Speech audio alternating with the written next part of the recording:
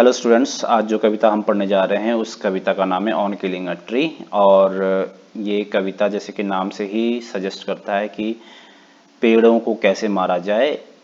हालांकि इसमें पेड़ों को मारने की बात नहीं हो रही, बल्कि पेड़ की जो कैपेसिटी है उसके बारे में बताया गया है कि पेड़ को जो है आसानी से मारा नहीं जा सकता है। इस बात को बताया गया है, मतलब उसको जड़ से कैसे खत्म कर सकते हैं, इस बात को यहाँ पे बताया गया है कि इसको ऐसा करना मुश्किल है। यानी कि पेड़ों को जड़ से मिटाना, हमेशा हमेशा के लिए मिटाना बहुत he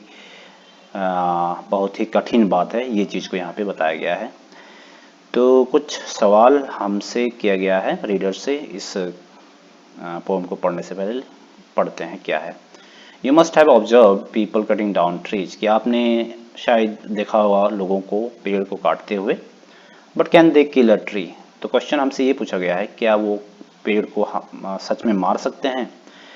is it easy to do so, क्या ये करना आसान है। Let's read the poem and find out what the poet says on killing a tree. तो इस कविता में जो हम पढ़ने जा रहे हैं, जो जिस बात को जानने जा रहे हैं, वो है कि पोएट का क्या मानना है कि लोग पेड़ को क्या सच में मार सकते हैं या नहीं, उनका क्या मानना है। It takes much time to kill a tree, not a simple jab of the knife will do it. It has grown slowly, consuming the earth, rising out of it, feeding upon its crust, absorbing years of sunlight, air, water, and out of its leprous height, sprouting leaves. तो पहले stanza में जो हमको बताया गया है ये कि it takes much time to kill a tree. कवि का ये मानना है कि पेड़ को जो है मारने के लिए भाई बहुत समय चाहिए, एकदम से नहीं मार सकते उसको। उसका खात्मा हम एकदम से नहीं कर सकते हैं, क्योंकि ये कोई आसान काम नहीं है। Not a simple jab of the knife. तो बोलते हैं कि देखो, एक सिंपल से नाइफ से काट लेने से या प्रहार करने से या चोट लगाने से ट्री का कुछ नहीं बिगड़ेगा। It has grown slowly consuming the earth, कारण ये है कि इसने बहुत दिन लिए हैं बड़े होने में। इसने आ, धरती से जो इसका नरिशमेंट हुआ है, जो पालन पोषण हुआ है, इसका जो खुराक इसको मिली है, कई दिन लगे हैं इसको बड़े होने में। ठीक है।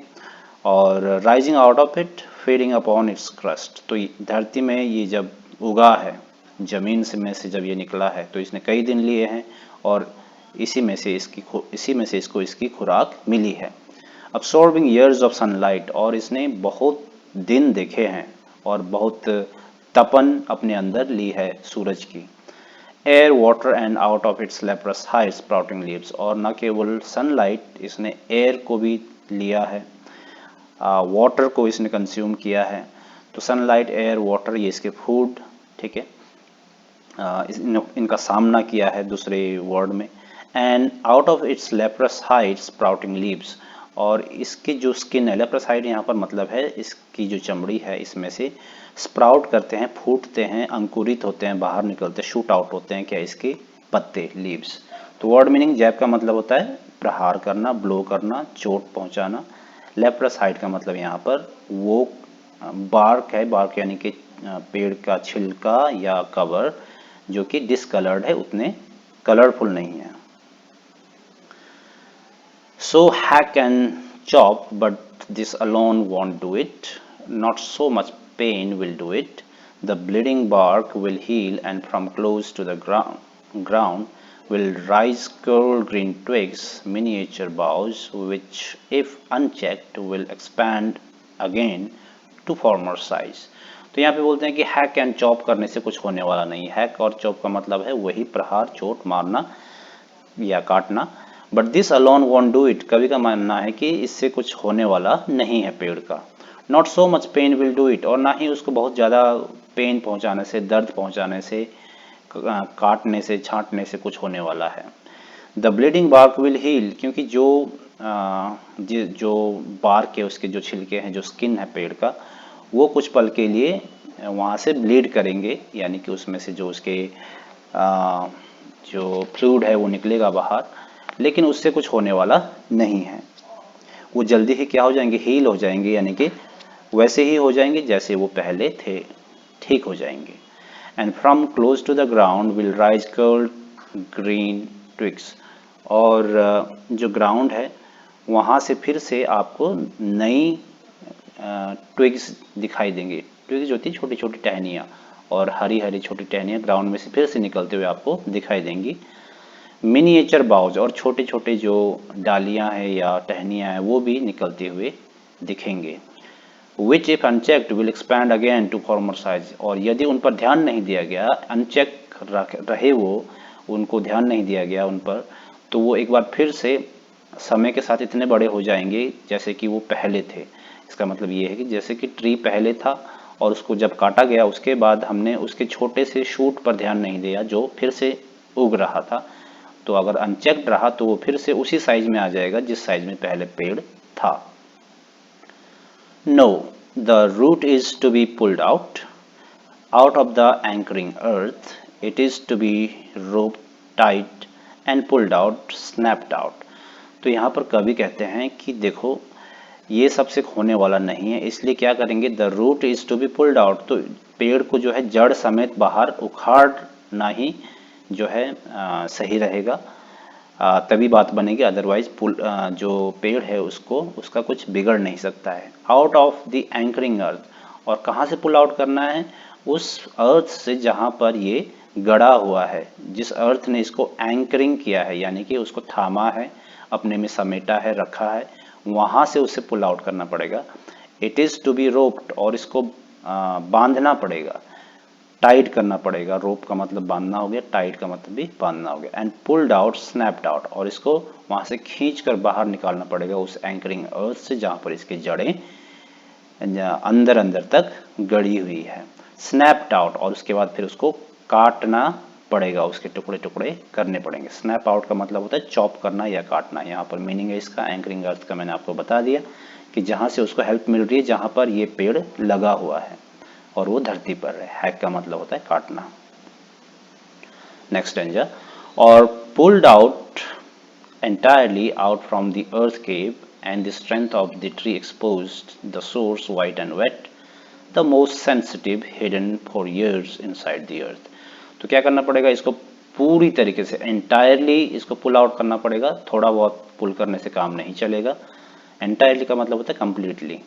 out from the earth cave मतलब वो जो धरती है, जो जमीन है, उसमें जो केव है जहाँ पर ये लगा हुआ है, जो वो गड्ढे, जिस भी गड्ढे में, जिस भी एरिया में, जिस भी जगह में वो लगा हुआ है, उस वहाँ से एंटायरली कम्प्लीटली उसको बाहर निकालना होगा, उनकी उसकी जड़ को।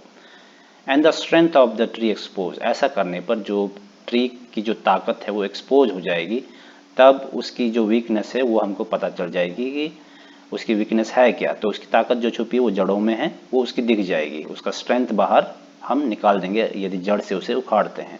The source white and wet, the most sensitive, और ये जो सोर्स है वो कहाँ से मिल रहा है उसको, इसका जो स्ट्रेंथ का सोर्स है वो क्या है, वो है वाइट एंड वेट। यहाँ पर जड़ों को कहा गया है यानी कि रूट्स को, वो वाइट है और वेट है और बहुत ही सेंसिटिव है। पेड़ का बाकी हिस्सा जो भी आप काट लो वो फिर से उगेगा, लेकिन जड़ से अगर इसको उखाड़ दिया तो वो सेंसिटिव एरिया है, इसका नर्व है, इसकी वीकनेस है जो हिडन है, छुपी हुई है कई सालों से इस जमीन के अंदर या इस धरती के अंदर। तो वहाँ से अगर इसको निकाल दिया जाए तो इसका स्ट्रेंथ जो है, ताकत क्या हो जाएगा, एक्सपोज हो जाएगा। एक्सपोज का मतलब होता है दिख जाएगा, उजागर हो जाएगा। Then the matter of scorching and choking in sun and air, browning, hardening, twisting, withering, and then it is done. तब क्या होगा, then the matter of scorching and choking, बस सिर्फ और सिर्फ जो बात रहेगी वो ये रहेगी कि बस स्कॉर्चिंग होगा यानी कि जल जाएगी धूप से, चॉकिंग हो जाएगा यानी कि वो मरने लगेगी। In the sun and air, कब, जब धूप में ये पड़ा रहेगा बहुत समय तक और एयर में ये एक्सपोज होगा, तो इसका कलर क्या होगा, ब्राउनिंग, ब्राउनिश टाइप का हो जाएगा। हार्डनिंग, सूख करके ये हार्ड टाइप हो जाएगा। ट्विस्ट हो जाएगा, मुड़ने लगेगा। विदरिंग, सूखने लगेगा। And then it is done, और इसका काम फिर हो गया। तो यहाँ पर बोलता है कि यदि हम उसको उखाड़ेंगे जड़ समेत तो क्या होगा, फिर सिर्फ और सिर्फ मैटर ये है, मैटर मतलब सिर्फ ये बात रह जाएगी या ये भर की बात, मतलब इतनी सी बात रह जाएगी कि उसको थोड़ा सा क्या होना है, एक्सपोज होना है सन और एयर में, वो स्कॉर्चिंग करने लगेगा, चॉकिंग करने लगेगा, ब्राउनिंग पड़ जाएगा, हार्डनिंग, ट्विस्टिंग, वेदरिंग हो जाएगा और फिर पेड़ का काम खत्म हो जाएगा। तो ये था गीप पटेल के द्वारा लिखी गई कविता। इसमें पेड़ के स्ट्रेंथ को बताया गया है कि पेड़ कितने शक्तिशाली होते हैं, ये ऐसे ही छोटे से प्रहार से मरने वाले नहीं हैं। तो स्कॉर्चिंग एंड चॉकिंग का मीनिंग यहाँ पर दिया है, the drawing up of the tree after being uprooted.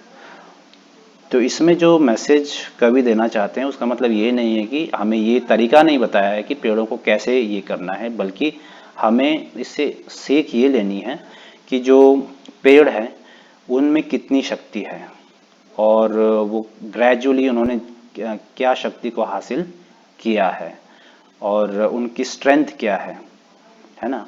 तो ये चीज़ को वहाँ पर बताई गई है, इनकी स्ट्रेंथ को, परसिवियरेंस को, गिव अप ना करने वाली चीज़ को यहाँ पे बताई गई है। चाहे इसमें कुछ भी प्रॉब्लम आ जाए लेकिन ये गिव अप नहीं करेगी, फिर से उगेगी।